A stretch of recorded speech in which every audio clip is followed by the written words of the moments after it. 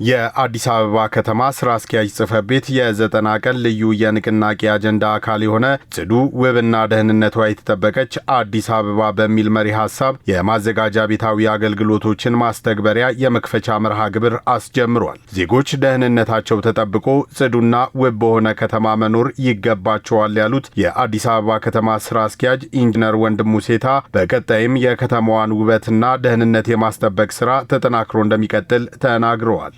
በቀጣይም አብረን በምንሰራው ስራ ከተማችንን የበለጠ እንለውጣለን። አካባቢያችንን በብርሃን እንሞላለን። ምቹ ያልነበሩ መንገዶቻችንን እናስተካክላለን።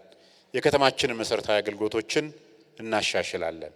ምክንያቱም ንጹህና ምቹ ከተማ ለሁላችንም ይገባናል። ባለፈው ዓመት አዲስ አበባ በብክለት ይብቃ ውበት ይንቃ ንቅናቄ ከፍተኛ ውጤት ማስመዝገቧን የተናገሩት የፌዴራል አካባቢ ጥበቃ ባለስልጣን ዋና ዳይሬክተር ኢንጂነር ሌሊሴ ነሜ ለዜጎች አኗኗር ምቹ ሁኔታዎችን ለመፍጠር በኮሪደር ልማት፣ በወንዝ ዳርቻ ልማትና በቱሪዝም ዘርፍ ሰፋፊ ስራዎች መሰራታቸውን ጠቅሰዋል። የኮሪደር ልማቶች፣ የወንዝ ዳርቻ ልማቶች፣ የቢሮ ኤርጎኖሚክሶች እንዲሁም ደግሞ የቱሪስት የኢኮቱሪዝም መዳረሻዎችን በመገንባት ከተሞች፣ ክልሎች ለዜጎች ምቹና አቃፊ በሆነ መልኩ ጽዱነቱን በጠበቀ መልኩ እንዲጠበቅ የማድረግ ትልምና ራዕይ በመነሳት ሰፊ ስራዎች ተሰርተዋል።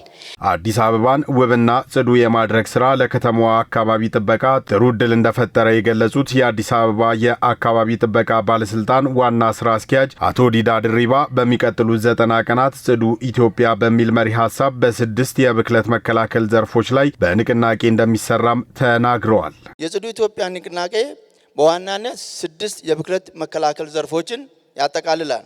አንደኛ በሰኔ ወር የፕላስቲክን እንክታ። የፕላስቲክን ብክለት እንዲከላከል ሳይሆን እንክታ ነው፣ የዘንድሮ መክታት ነው። ሁለተኛ በሐምሌ ወር የውሃና የአፈር ብክለትን መከላከል። በነሐሴ ወር የአየር ብክለትን መከላከል። በመስከረም ወር የደረቅና አደገኛ ቆሻሻ አያያዝና አወጋገድን በማሻሻል የአካባቢ ብክለትን መከላከል። በጥቅምት ወር የድምፅ ብክለትን መከላከል። በህዳር ወር የአካባቢና ማህበረሰብ ተጽዕኖ ግምገማ ለዘላቂ ልማት አስፈላጊነት ላይ ለመስራት ያለመ ነው። በተጨማሪም በቀጣይ የክረምት ወራት የሀገር ባለውለታዎችና አረጋውያንን የመደገፍ ስራ እንደሚሰራ ያስታወቁት ኢንጂነር ወንድሙ ሴታ የጎርፍ አደጋ ተጋላጭነትን ለመቀነስ የሚያስችል ስራ እንደሚሰራም ተናግረዋል።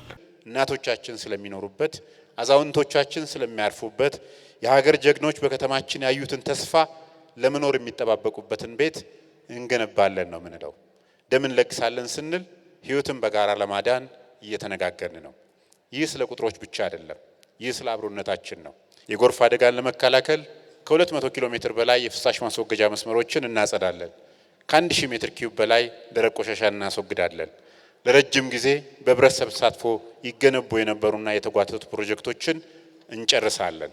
ጽዳትን ባህል ያደረገ ማህበረሰብን ለመፍጠር በተሰራው ስራ አዲስ ሚዲያ ኔትወርክን ጨምሮ በአካባቢ ጥበቃ የተሻለ አፈጻጸም ላበረከቱ አካላት እውቅና ተሰጥቷል።